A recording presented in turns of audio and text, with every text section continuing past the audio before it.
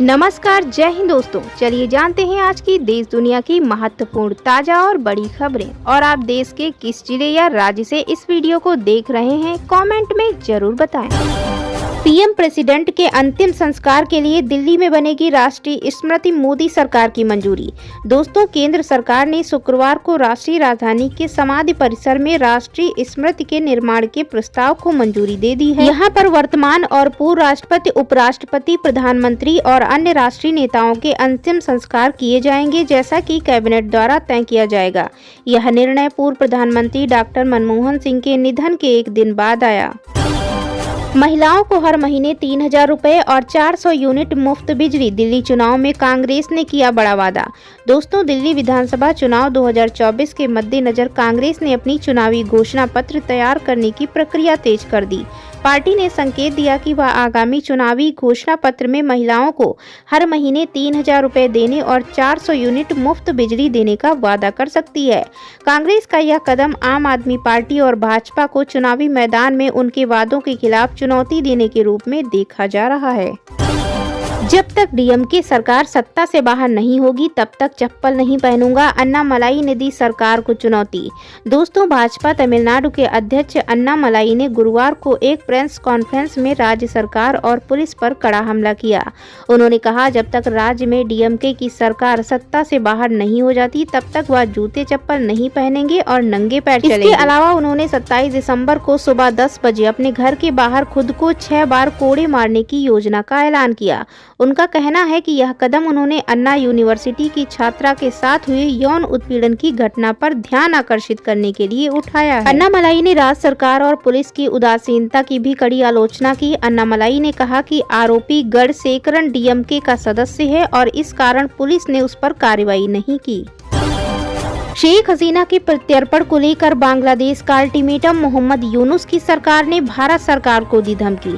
दोस्तों, बांग्लादेश में मोहम्मद यूनुस के नेतृत्व वाली अंतरिम सरकार ने कहा है कि वह पूर्व प्रधानमंत्री शेख हसीना के प्रत्यर्पण के अपने औपचारिक अनुरोध पर भारत सरकार से एक निश्चित समय तक प्रतिक्रिया का इंतजार करेगी और यदि स्वाभाविक समय के भीतर कोई जवाब नहीं मिलता तो वो नोट ऑफ अर्जेंसी भेजेगी, यानी तत्काल शेख हसीना को भेजने के लिए कहेगी।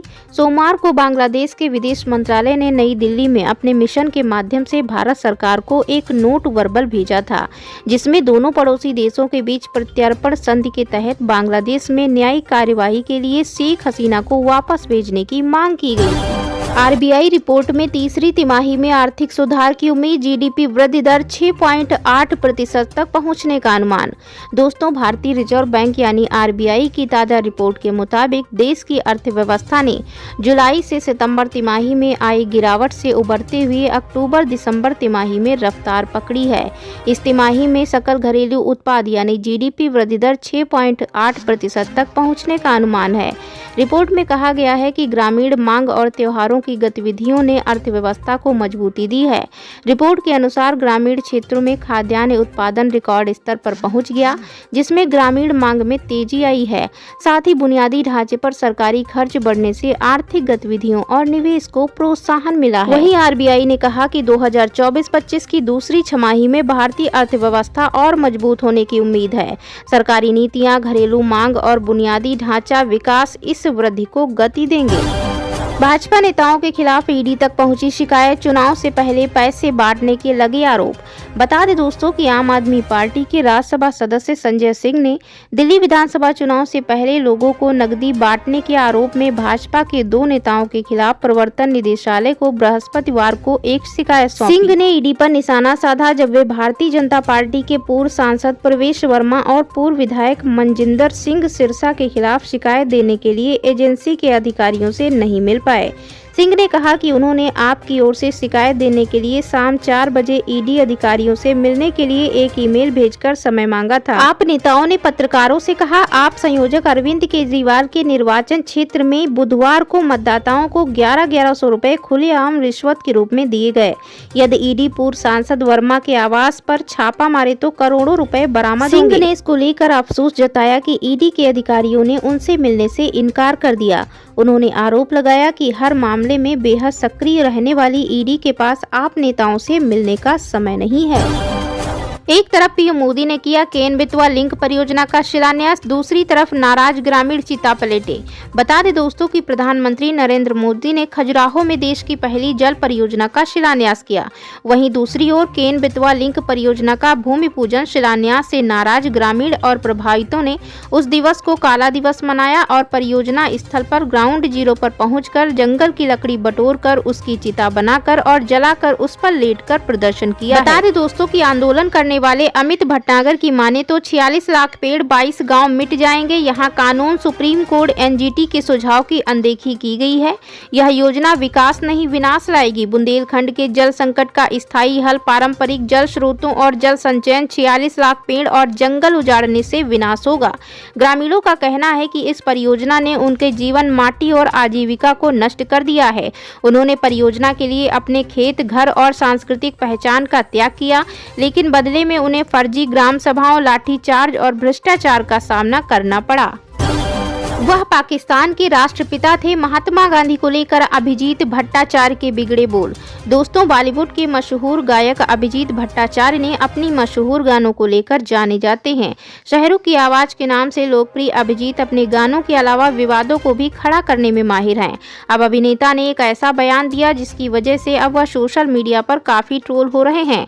दरअसल अभिजीत ने इस बार राष्ट्रपिता महात्मा गांधी को लेकर एक कंट्रोवर्शियल बयान दिया। बता दें कि हाल ही में शुभंकर मिश्रा के साथ एक पॉडकास्ट में अभिजीत ने महात्मा गांधी पर टिप्पणी कर लोगों की रडार पर आ गए हैं। गायक ने इस इंटरव्यू में कहा कि संगीतकार आर.डी. बर्मन महात्मा गांधी से बड़े थे।